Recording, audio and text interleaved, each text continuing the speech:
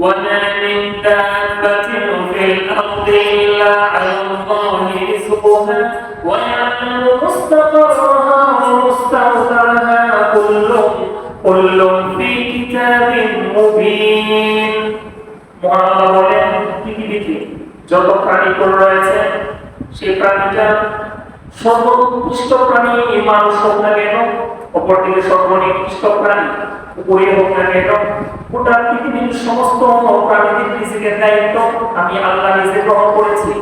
তোমরা কোথায় অবস্থান করো, কোথায় তোমরা রাতের বেলায় গিয়ে স্থিতি হও, সেই সম্পর্কেও আমি জানি। আল্লাহ রিজিকের দায়িত্ব নিয়েছে।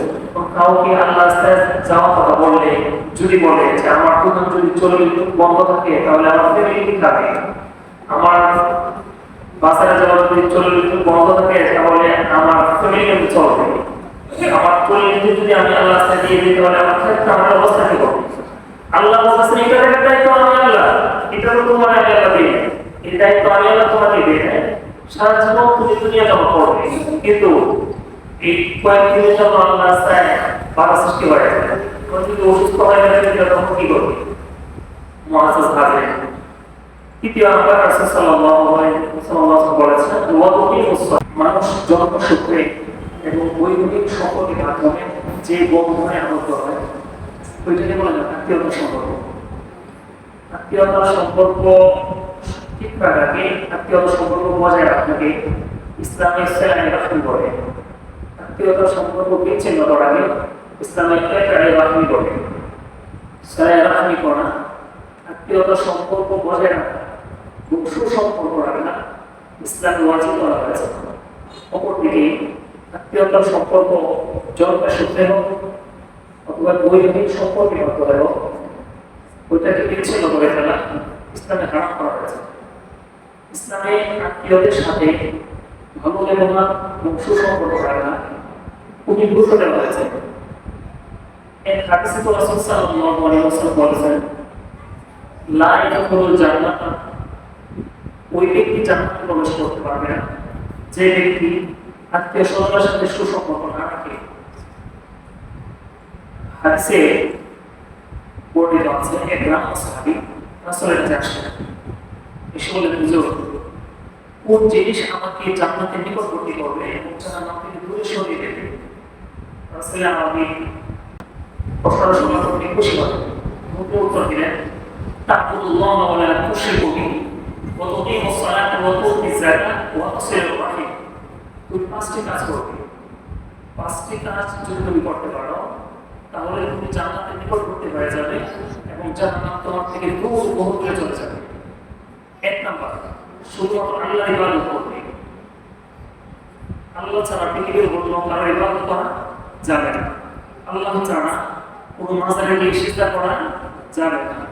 আল্লাহ ছাড়া কারোর সামনে মাথা নত করা যাবে না। আল্লাহর বিধানকে তুমি সবচেয়ে বড় মনে করবে।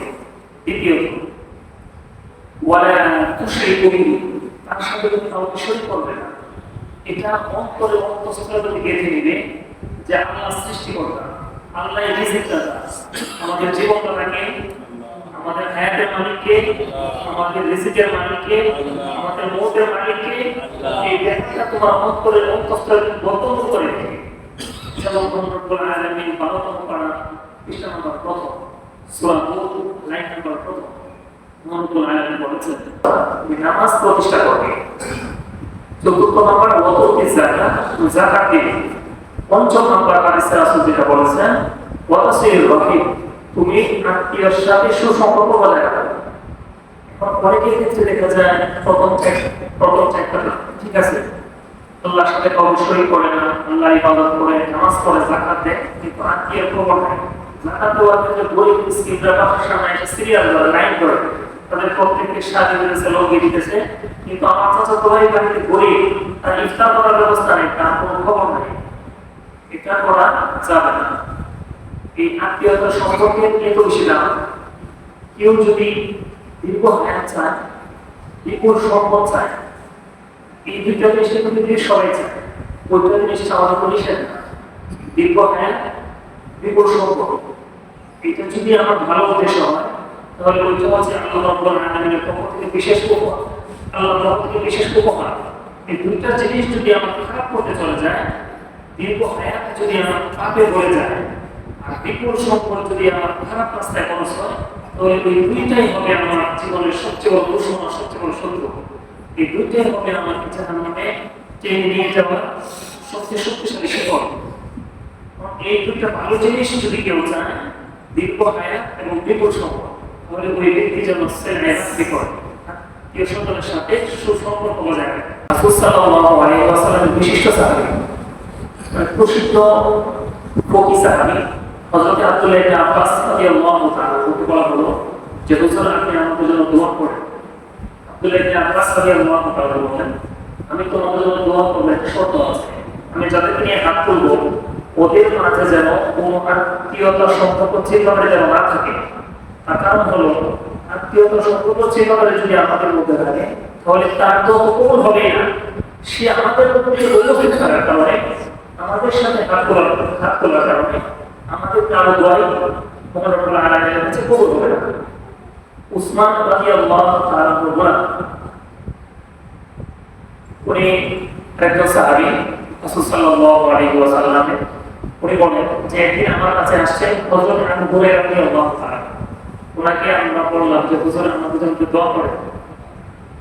হযরত আবু হুরায়রা রাদিয়াল্লাহু তাআলা বলেন যে আমার সামনে যদি আত্মীয়তার সম্পর্ক ছিল যদি কেউ থাকো, তাহলে সরে যাও, কারণ তোমাকে নিয়ে হাত তুললে এই হাত মহান রব্বুল আলামিনের কাছে অ্যাকসেপ্টেড হবে না, গ্রহণযোগ্য হবে না।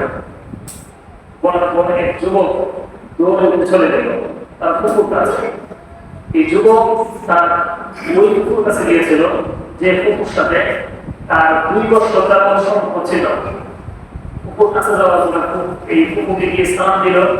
কুকুর বাসায় গেল, কি ব্যাপার আপনার করে তুমি আসলে বাবা?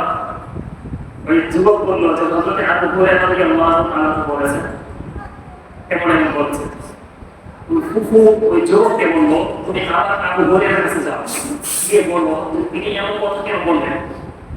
আবু হুরায়রার কাছে আবার আসার পর হযরত আবু হুরায়রা রাদিয়াল্লাহু তাআলা বলেন, আমার নিজ কানে শুনেছি সাইয়্যিদুল মুরসালিন রাহমাতুল লিল আলামিন শাফিউল মুজরিবিন জনাব মুহাম্মদ সাল্লাল্লাহু আলাইহি ওয়াসাল্লাম বলেছেন, যদি কেউ আত্মীয়তার সম্পর্ক ছিল বলে লাগে, তাহলে তার আমলটা আল্লাহর কাছে গ্রহণযোগ্য হয় না। তখন প্রতি বৃহস্পতিবার সন্ধ্যেবেলা মুমিন বান্দার ইবাদত আল্লাহর সামনে উপস্থাপন করা হয়, কিন্তু সকল আমলই গ্রহণযোগ্য হয়। আত্মীয়তার সম্পর্ক ছিল বলে আমল তখন মহান রব্বুল আলামিন গ্রহণ করে না।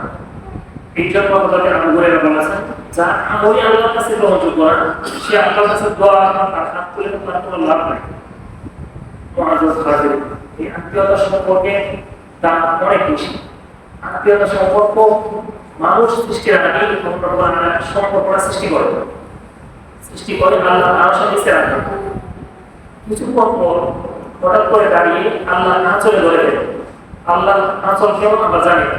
মহান রব্বুল আলামিন 25 পারা 3 পৃষ্ঠা সূরাতুশ শুআরায় বলেছেন, লাইসা কামিথলিহি শাই ওয়া হুয়াস সামিউল বাসীর। আল্লাহ কেমন, আল্লাহর আঁচল কেমন, আল্লাহর দেখা কেমন, আল্লাহর চোখ কেমন, আল্লাহর পা কেমন, আল্লাহ কিভাবে অবস্থান করে, এটা একমাত্র কে জানেন? আল্লাহ জানেন, আমরা জানি। কিন্তু এই আত্মীয়তার সম্পর্ক এটা মহান রব্বুল আলামিনের আঁচলে ধরে দেয়। মহান রব্বুল আলামিন জিজ্ঞেস করলেন, তুমি আমার আঁচলে কেন ধরবে? আত্মীয়তার সম্পর্ক বলে যে হে আল্লাহ, আপনি আমাকে একটা প্রতিশ্রুতি দেন। তোমরা জিজ্ঞেস করলেন কি? সম্পর্ক বললো যে হে আল্লাহ, যে আমার সম্পর্কটা ঠিক থাকে, যে আত্মীয়তার সম্পর্ক ঠিক থাকে, আপনি তাকে কি দিবেন?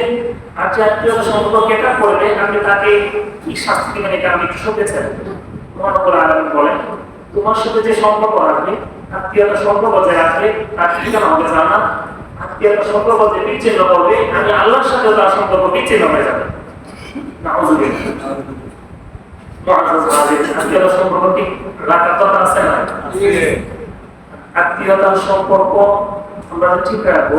আত্মীয়তার সম্পর্ক ঠিক থাকার ক্ষেত্রে অনেকে বলে, হুজুর আমি যদি আমার আত্মীয়ের সাথে ভালো আচরণ করি, তারপরে তারা আমার সাথে খারাপ আচরণ করে, আমি যদি তাদের সাথে সুসম্পর্ক রাখতে যাই কিন্তু ওরা আমার সাথে সুসম্পর্ক রাখে না, আমি যদি তাদের প্রতি ইহসান কোনো আচরণ করতে যাই, তারপরে তারা আমার সাথে ইহসান কোনো আচরণ করে না, আমি যদি তাদের বিপদ আপদে এগিয়ে যাই, আমি বিপদে বললে তারা আমার উপরে বলে রিয়েকশন করে, তাহলে আমি এখন কি করবো?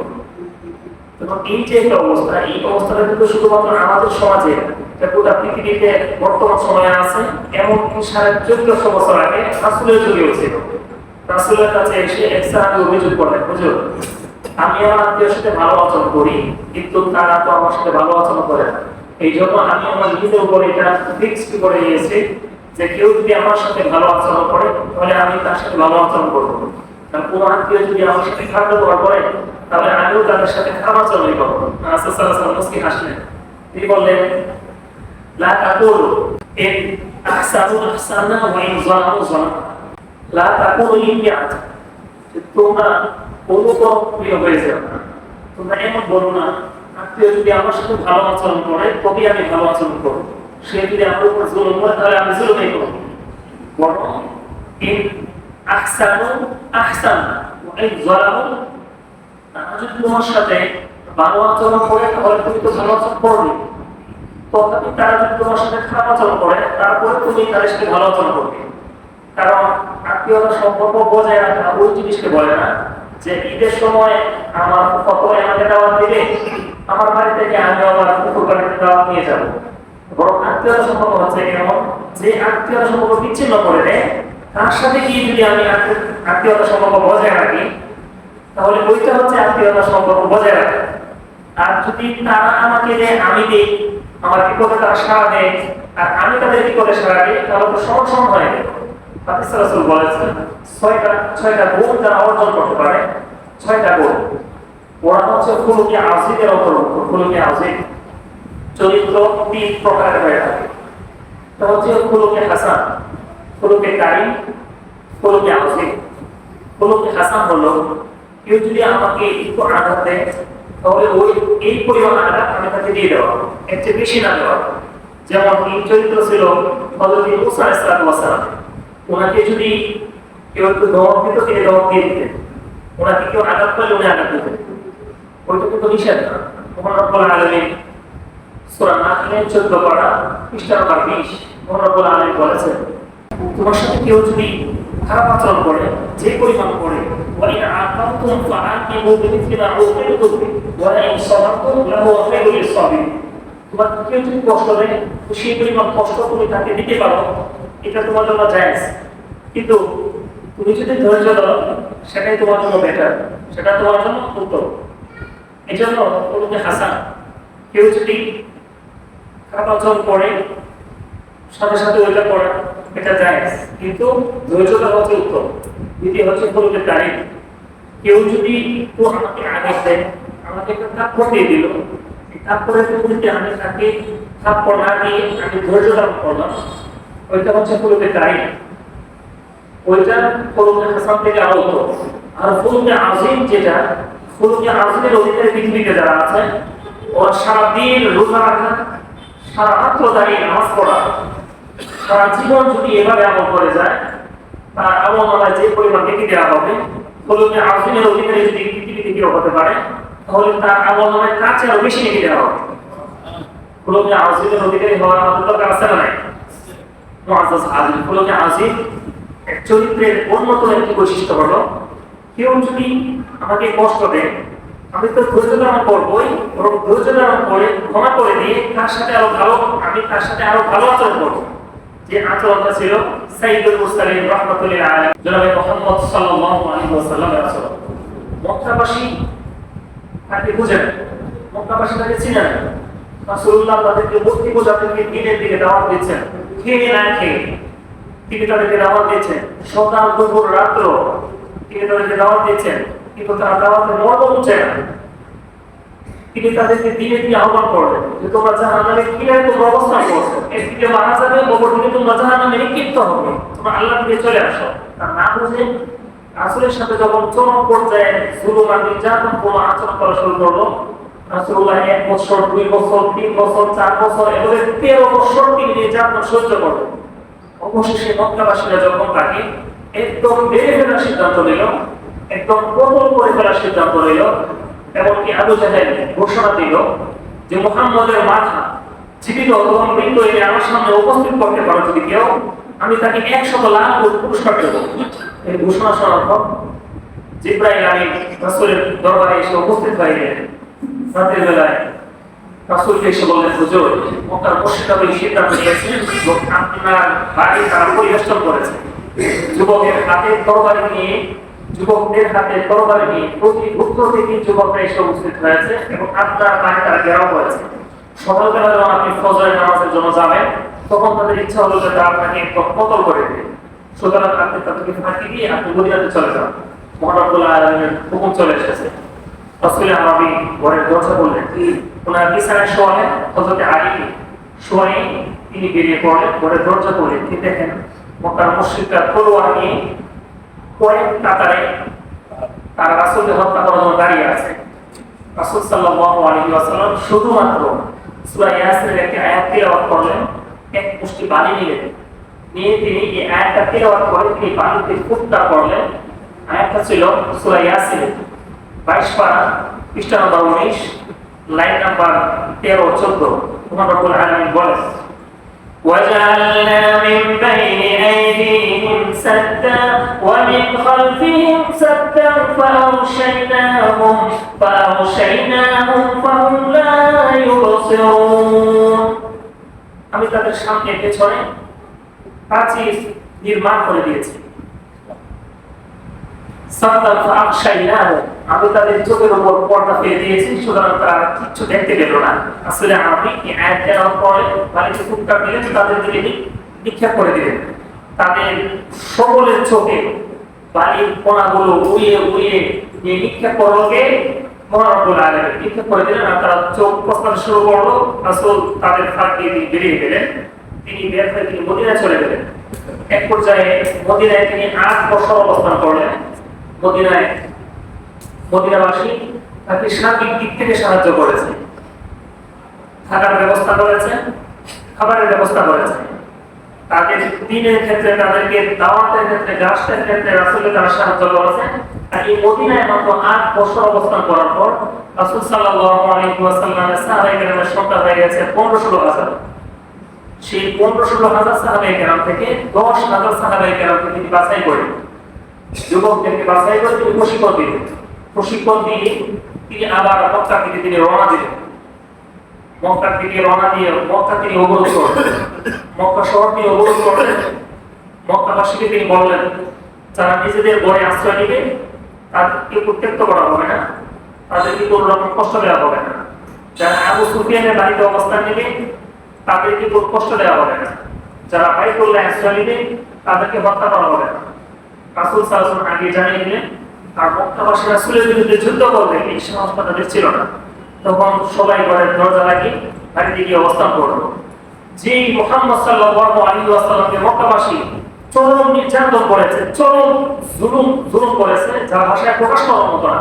রাসূল আরবি বাইতুল্লাহতে নামাজ পড়তে গেছে, আল্লাহ কুদরতে সিজদায় লুটিয়ে পড়েছে। আর মক্কার পাষাণ্ড মুশরিকরা বিশাল বড় উটের নারী ঘুরিয়ে রাসূলের মাথার উপর চাপিয়ে দিয়েছে।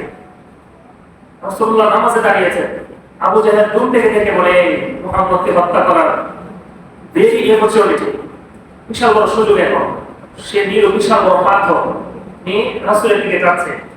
নির্দিষ্ট পরিমাণ দূরত্বে 15 অথবা 20 ফুট দূরে যখন আবু জাহেল অবস্থান করছে, ঠিক সেই মুহূর্তে হঠাৎ করে আবু জাহেল পাথর ফেলে দিয়ে পেছন থেকে বুদু এক করে চলে গেল বহু।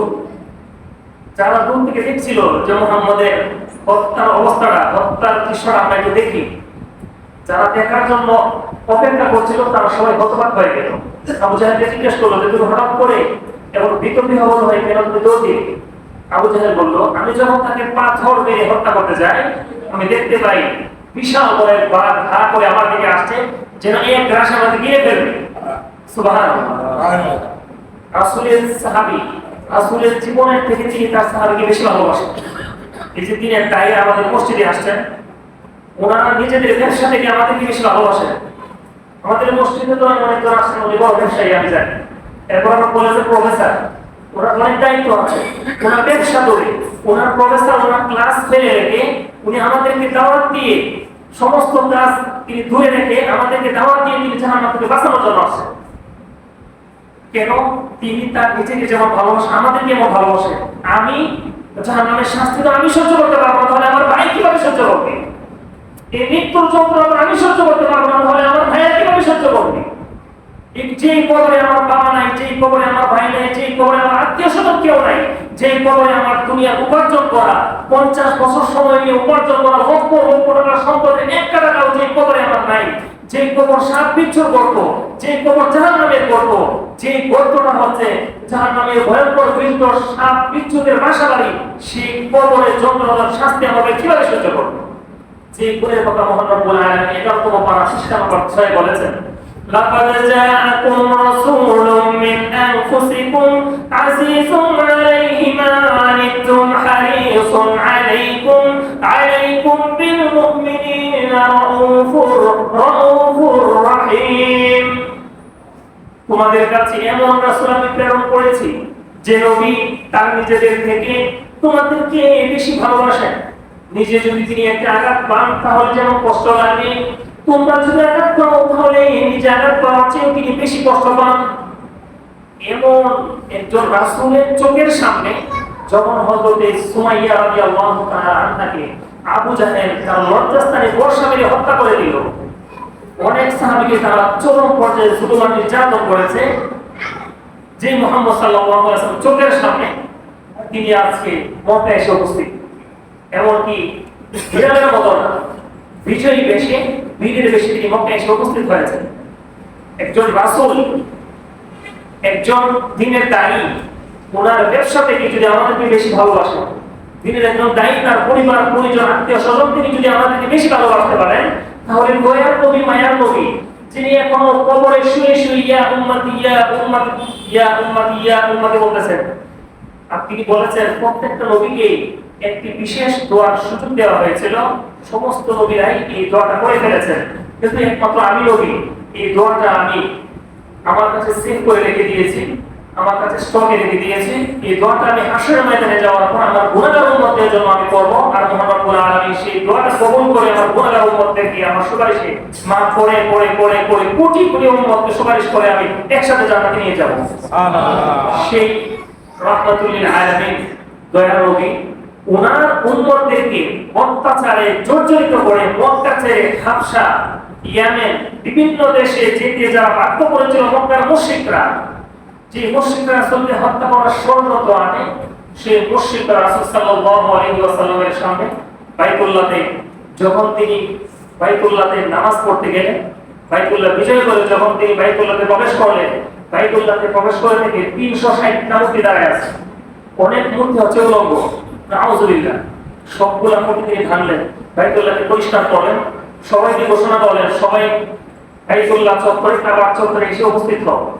সবাই এসে উপস্থিত হয়েছে। রাসূল সাল্লাল্লাহু আলাইহি ওয়াসাল্লাম নাহমাদুহু ওয়া নুসাল্লি আলা রাসূলিল কারীম আম্মা বা'দ, তবে তিনি খুতবা পাঠ করে সবাইকে তিনি জিজ্ঞাসা করলেন, তোমরা যে আমার সাথে কি পরিমাণ নিষ্ঠুর আচরণ করেছো তোমাদের মনে আছে? সবাই বলল না, হ্যাঁ আমাদের মনে আছে।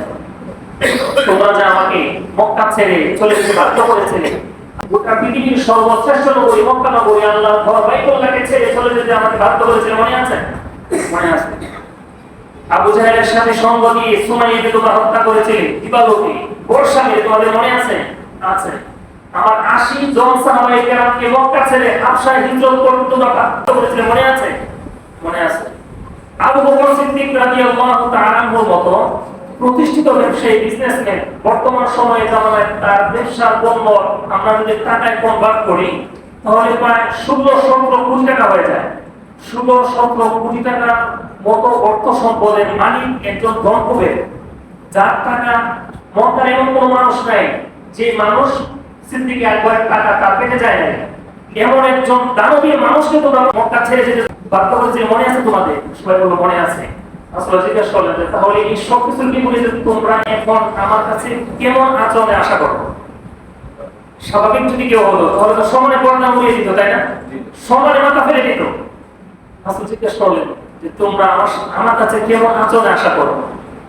তারা বললো যে আপনি তো দয়ার নবী, আপনি তো মায়ার নবী, আপনাকে মহান রব্বুল আলামিন আমাদের কাছে প্রেরণ করেছেন, আপনি কি জানিয়েছেন ওয়ামা আরসালনাকা ইল্লা রাহমাতাল লিল আলামিন।